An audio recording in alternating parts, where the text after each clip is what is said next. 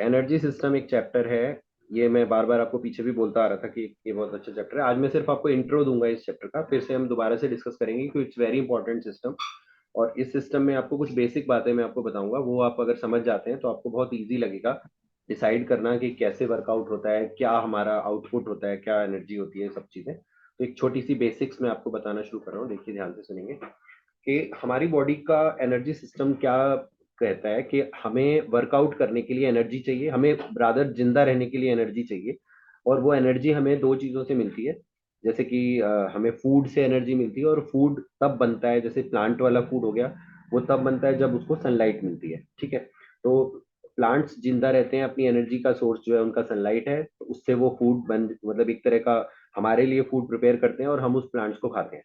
अगर हम non veg भी खाते हैं तो वो लोग भी फर्दर आगे प्लांट्स खाते हैं या जो भी होता है। तो लंबा एक प्रोसेस है, बट सभी लोग मतलब जो खाना खा रहे हैं वो उसका अल्टीमेट गोल एनर्जी है। तो वो जो एनर्जी है, वो बिना एनर्जी के ना तो हम रोजाना के कामकाज कर सकते हैं, और ना ही हम बिना एनर्जी के वर्कआउट हैवी अच्छा वर्कआउट कर सकते हैं, और अपने जो हमारा जो भी टारगेट या गोल होता है उसको अचीव नहीं कर सकते अगर हमारे अंदर एनर्जी नहीं है। तो एनर्जी के लिए जो हम फूड खाते हैं वो हमने ऊपर पहले डिस्कस किया था डाइट सिस्टम में, कि भाई न्यूट्रिशनल फूड हम जो खाते हैं उससे हमें एनर्जी मिलती है, जिसमें कि मैक्रो न्यूट्रिएंट्स होते हैं, माइक्रो न्यूट्रिएंट्स होते हैं, कार्बोहाइड्रेट, प्रोटीन, फैट, सब चीजें हम खाते हैं जो रिपेयर के लिए और इन सब चीजों के लिए काम आती है। अब आता है सवाल कि जो एनर्जी है वो किस तरह से हमारी बॉडी में वर्क करती है, कैसे मिलती है हमें, ये सब चीजें हमारे माइंड में क्वेश्चंस आते हैं। तो एक बिल्कुल बेसिक सी चीज देखते हैं कि एनर्जी जो हमें मिलती है वो स्टार्ट कैसे होती है। अगर मान लीजिए हमें कोई भी काम करना है छोटा सा भी, तो वो किस तरह से स्टार्ट होती है। तो जीरो लेवल पे अगर मैं बात करूं, तो सबसे पहले हमारी बॉडी के अंदर एक छोटी सी चीज होती है जिसको हम ब्लॉक्स ऑफ एनर्जी कहते हैं, जो जिसका नाम है एडेनोसाइन ट्राइफॉस्फेट, यानी कि एटीपी। तो ये एटीपी जो है ये हमारी बॉडी में कंटिन्यूअस बेसिस पर बनता रहता है। यानी कि जैसे हम कोई भी खाना खा रहे हैं तो अल्टीमेटली वो कन्वर्ट क्या कर रहा है, फूड जो है वो यूजेबल ब्लॉक्स ऑफ एनर्जी में कन्वर्ट हो रहा है, एटीपी की फॉर्म में कन्वर्ट हो रहा है। वो हर पल जैसे जैसे हमारा खाना डाइजेस्ट होता है, एब्जॉर्ब होता है, डाइजेस्ट होता है, एब्जॉर्ब होता है, तो हमारा एटीपी बनता रहता है। तो अगर मैं इसको टाइमिंग के हिसाब से देखूं तो आप ध्यान से देखिएगा कि जो हमारा 0 to 3 सेकंड का कोई भी एनर्जी है हमें जो मिलता है, यानी कि जैसे अगर मैं अभी मैं अपना एक वीडियो भी ऑन कर लेता हूँ। तो 0 से लेकर 3 सेकंड तक अगर मैं कोई भी काम कर रहा हूँ, जैसे कि मैंने अभी माउस को पकड़ा और हिलाया ऐसे करके, तो जो फर्स्ट 3 सेकंड का मेरा वर्क है,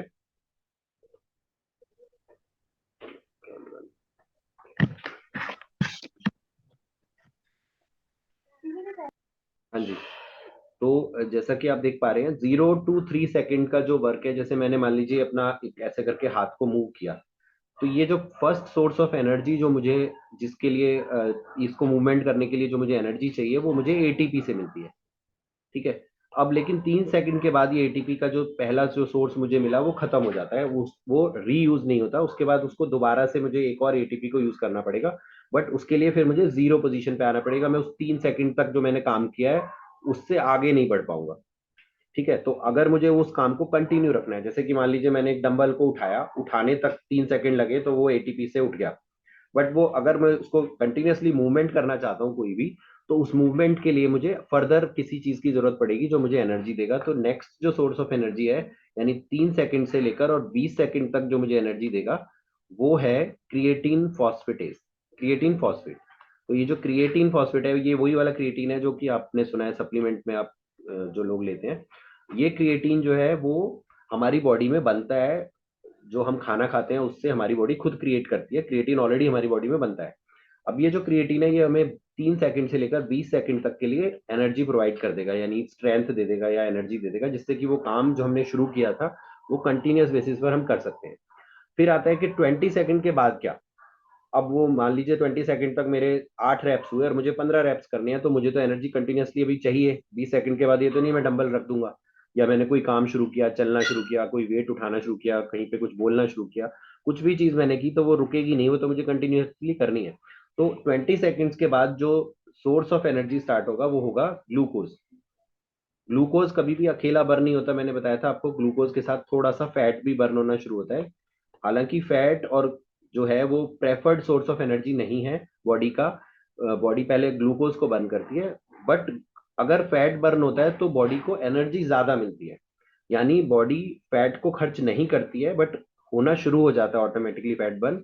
और हम चाहते हैं कि फैट बर्न हो ज्यादा, तो क्योंकि उससे एनर्जी ज्यादा मिलती है, बट बॉडी को पसंद नहीं है, बॉडी को ग्लूकोज पसंद है फर्स्ट जो एनर्जी के सोर्स के लिए, जो खा के हमें मिलता है कार्बोहाइड्रेट से।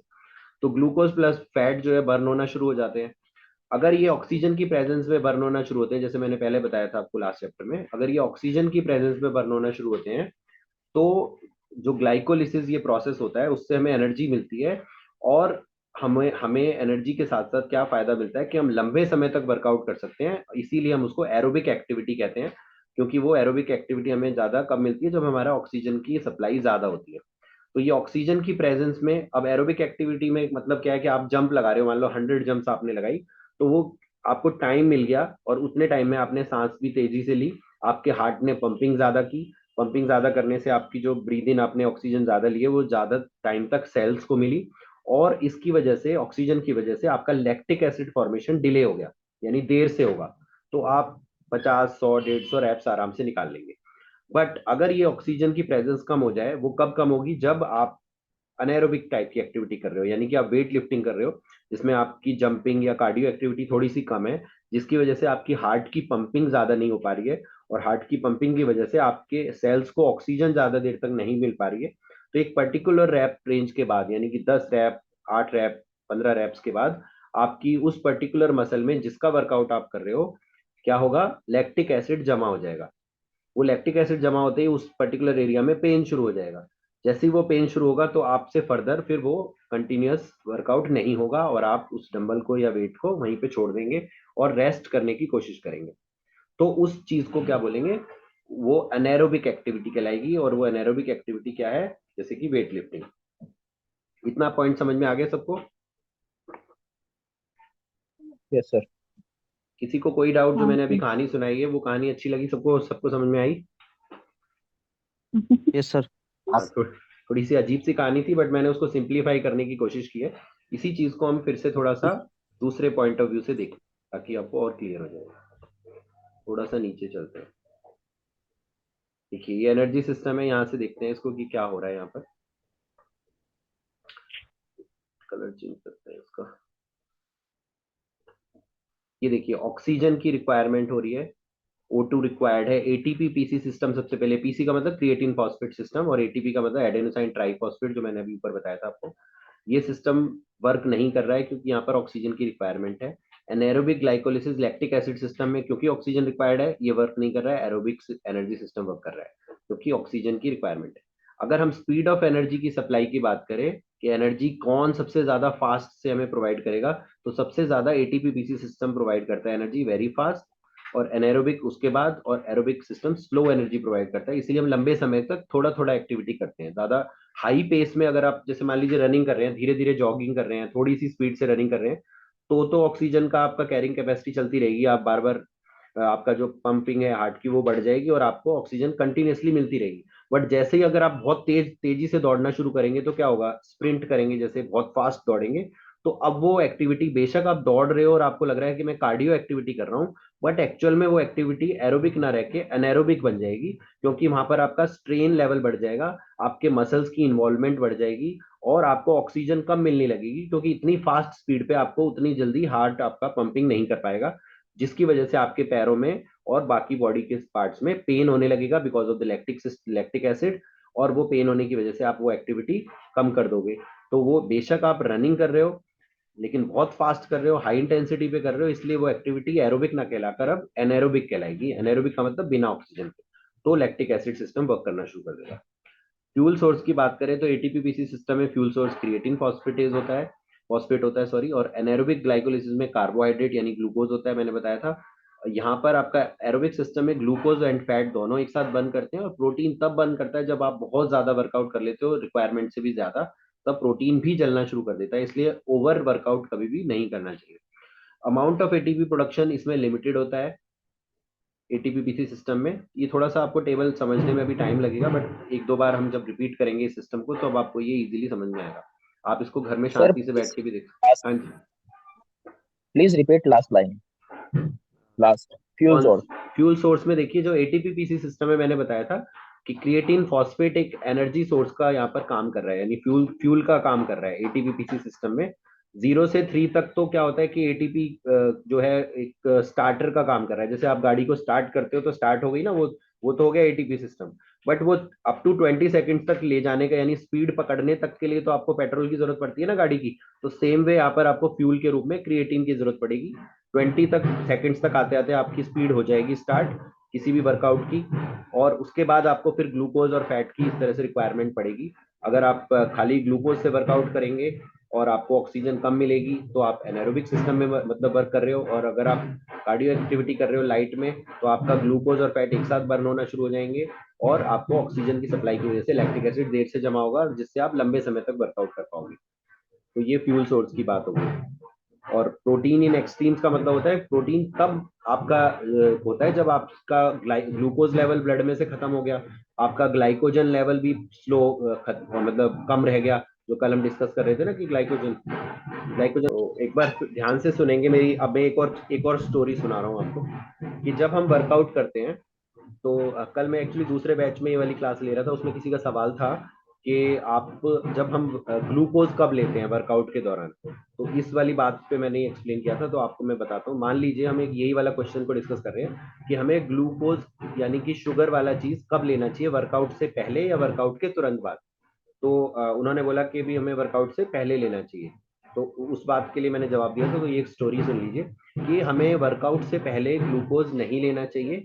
उसका रीजन क्या होता है, पहले रीजन समझते हैं फिर हम आते हैं। कि रीजन ये होता है कि जब भी हम कोई भी ज्यादा शुगर वाली चीज वर्कआउट से पहले लेते हैं या किसी भी टाइम लेते हैं, तो हमारी बॉडी एक काउंटर रिएक्शन करती है। और वो रिएक्शन क्या होता है कि जैसे ही ब्लड में ग्लूकोज का लेवल बढ़ता है, यानी शुगर का लेवल बढ़ता है, तो हमारी बॉडी पैंक्रियाज नाम के ऑर्गन से इंसुलिन नाम का हार्मोन रिलीज करती है। वो इंसुलिन का काम ये होता है कि ब्लड में ग्लूकोज का मेंटेनेंस लेवल बना रहे। तो डायबिटीज के जो पेशेंट होते हैं उनके साथ प्रॉब्लम यही होती है कि वो ग्लूकोज का लेवल मेंटेन नहीं रख पाते अपने ब्लड के अंदर। तो जब वो ग्लूकोज का लेवल मेंटेन रखने के लिए इंसुलिन अगर आपकी प्रॉपर मात्रा में रिलीज हो रहा है आपके शरीर में, तो आपका ब्लड ग्लूकोज नॉर्मल रहेगा।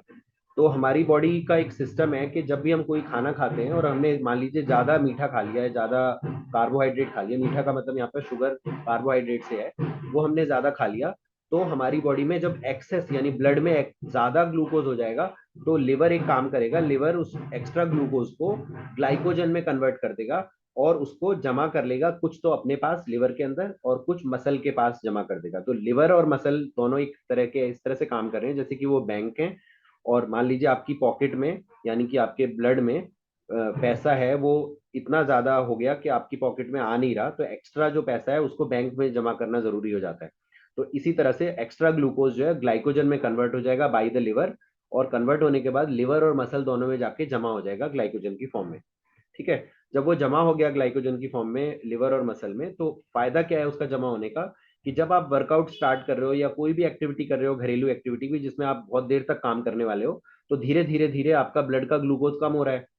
तो जैसे जैसे आपका ब्लड का ग्लूकोज इतने लेवल पे आ जाएगा कि बहुत ज्यादा कम हो गया, जीरो तो नहीं होगा लेकिन बहुत कम हो गया, तो ब्रेन में एक अलार्म बजेगा कि भाई अब तो खत्म हो रहा है पैसा, जैसे कि पॉकेट में से पैसा खत्म होता है इस तरह से कि अब खत्म हो रहा है आपका ग्लूकोज, अब आप इसका इंतजाम कीजिए, एनर्जी का दूसरा सोर्स लेके आइए, नहीं तो आपकी बॉडी वर्कआउट करना या काम करना बंद कर देगी।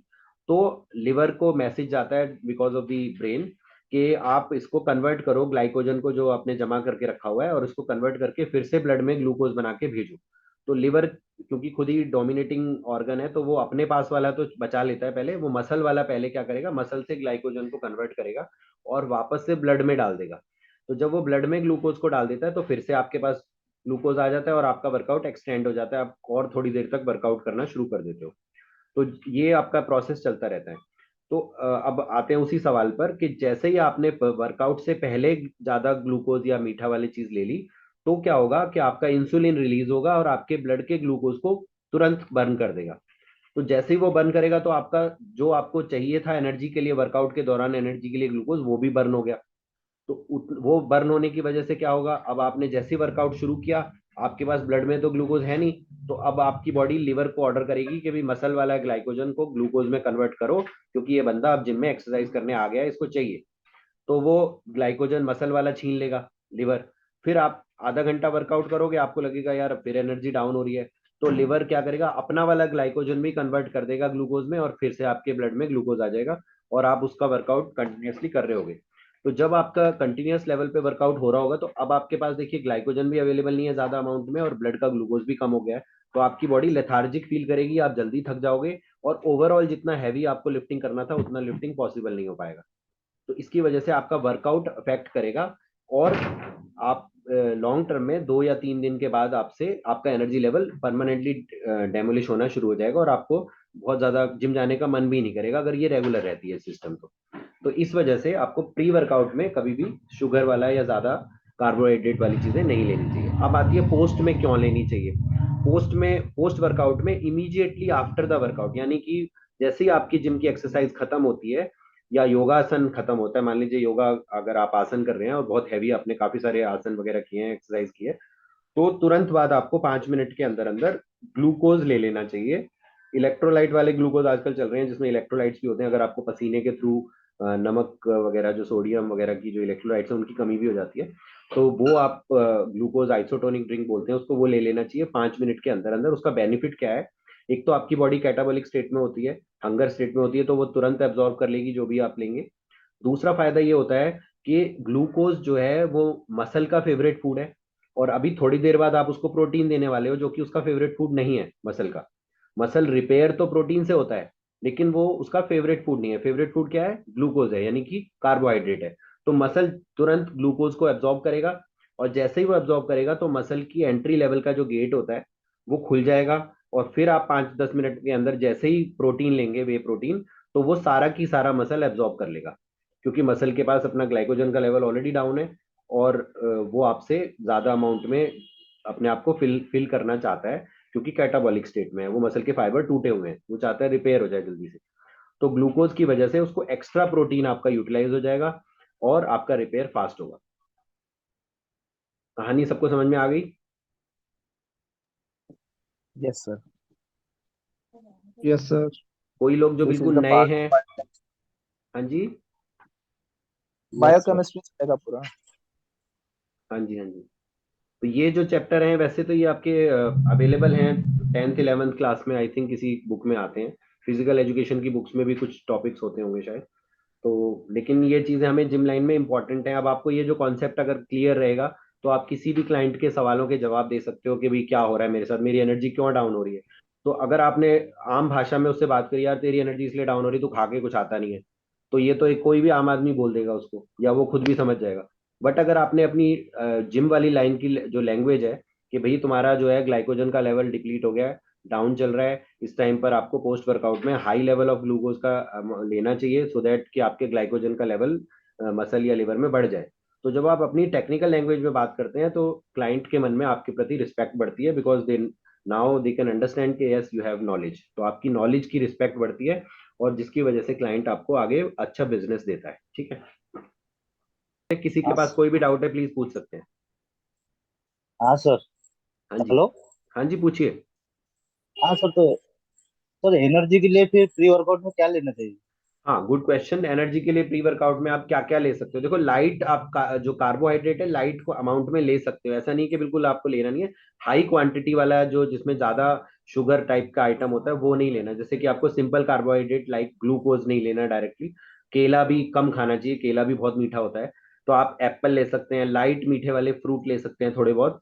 ठीक है, ओट्स ले सकते हैं आप उससे पहले, वे प्रोटीन भी ले सकते हैं। और ज्यादा हाई जो देर से पचने वाली प्रोटीन आइटम नहीं लेनी चाहिए। तो आप लाइट लाइट चीजें हल्का फुल्का खाना ले सकते हैं, चने ले सकते हैं, उबली दालें ले सकते हैं, आलू ले सकते हैं स्टार्च के रूप में। ऐसे कुछ आइटम्स ले सकते हैं, वो लिस्ट में आपको पूरा लिखवाऊंगा। और कॉफी ले सकते हैं। ठीक है, बिना मीठे और दूध की कॉफी ले सकते हैं जिससे कि आपको एनर्जी मिलेगी pre workout black supplement coffee. के। Black coffee. और एज अ सप्लीमेंट लेना चाहें तो प्री वर्कआउट ले सकते हैं आप, बीसी डबल ए ले सकते हैं, ग्लूटामीन ले सकते हैं। बट क्रिएटिन आपको पोस्ट वर्कआउट लेना चाहिए, वो भी हम डिस्कस करेंगे क्यों बाद में।